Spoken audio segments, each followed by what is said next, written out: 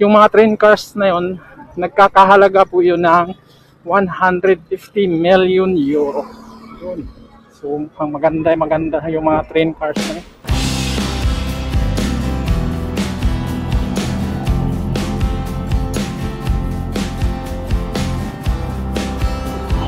Dito na naman tayo muli, no, sa ibabaw ng Sulipan Bridge. Yan, nanggagaling ko yan ng San Fernando, Pampanga. Dito.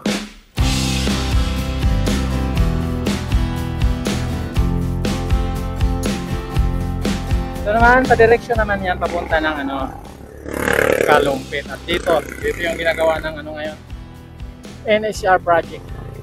Kita natin dito yan. So wala pa tong galaw itong ginagawa nilang yan, nakapokus sila ngayon dito sa sa may poste ng Cantilever Bridge. Kita natin sila dito ni Kuya dito sa ilalim, yung nagre-repair ng boards. Ayan, nire-repair nila. Parang umusok dito sa ilalim. Yan, nire-repair nila.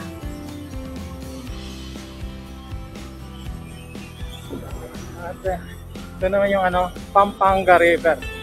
Dito yung sa kabila. At dito yung sa kabila. Parang umuulan umuambon-ambon Sure. So ito na yung makikita natin yung dito sa may sa may poste. Yung dalawang poste dito. Ano yun? Yan So bawat poste mayroong isang bodyguard na crane. May bodyguard na crane at makita natin dito yan mayroong naka-assign na isang boom truck, boom crane. Nakita natin dito na yan So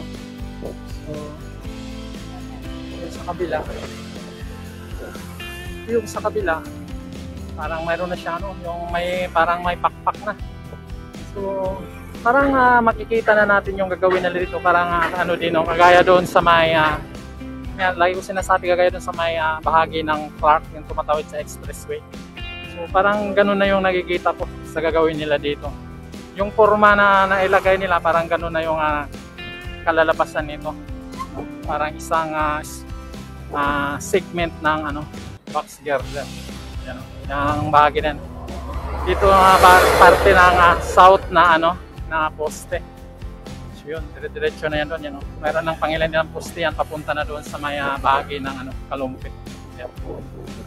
Yan, umaambon na nga. Ito yung Pampanga River. Yan. So dito sa kabila naman,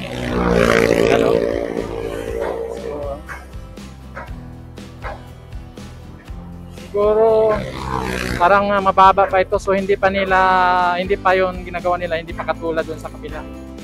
Parang pa to, yung para sa pierhead pa to.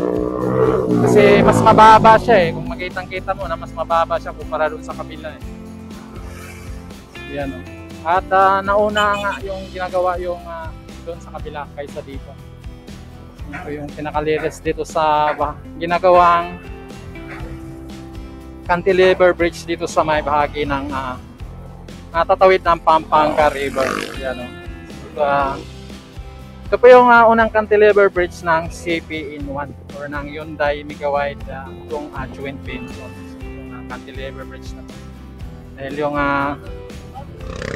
tinatrabaho nga nila ay magmula sa bahagi ng Minalin at hanggang doon sa may bahagi ng ng Malolos. So yan po yung tinatrabaho ng CP-in-1. Malolos Clark Railway Project, CP-in-1. So yun. At kasama yung dalawang istasyon sa may Apalit at yung istasyon din sa may Kalumpit. So yun po ang ginagawa dito sa may CP-in-1. Kita natin yung tubig ng ng ilog Talaga makita natin malakas yung hangin Parang umalon-alon yung tubig, maliliit. Ito yan umuulan. umuulan na siya. Yun. Umuulan na. So, ito yung pinaka-latest dito sa may bahagi ng Pampanga River. Katawid ng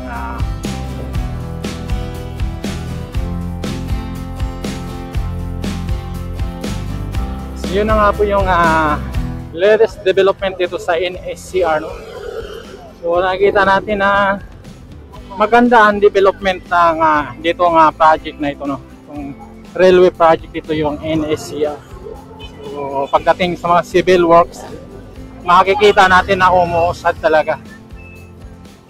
So pero hindi lang sa civil works, pagdating naman din doon sa mga train cars, na-outsource na nga ng Mitsubishi yung para sa express train.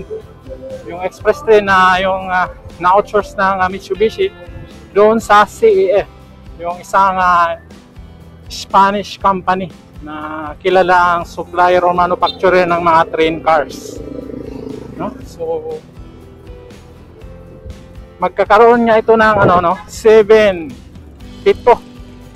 pitong express train, at bawat express train ay mayroong 8 train cars, so 7 times 8. So yan po kadami na train cars ang gagawin ng CEF. So yun, so hindi lang sa ang progress ditong inisar, pati doon sa mga train cars. Maganda ang progress ng mga train cars dito, no? So yun.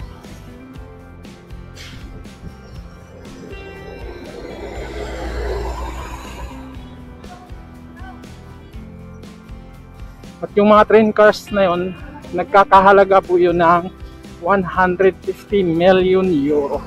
Yun. So maganda yung mga train cars na yun.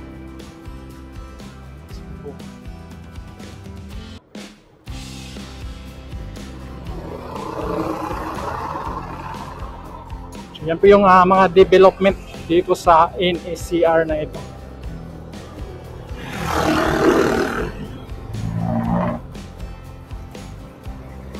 Dahil alam naman natin na matagal lang na mayroon ng mga ilang piraso ba yung dyan, commuter train. Dalawa yata yung dyan, 8 train cars na commuter train. Yung nandyan lang sa may sa may Valenzuela.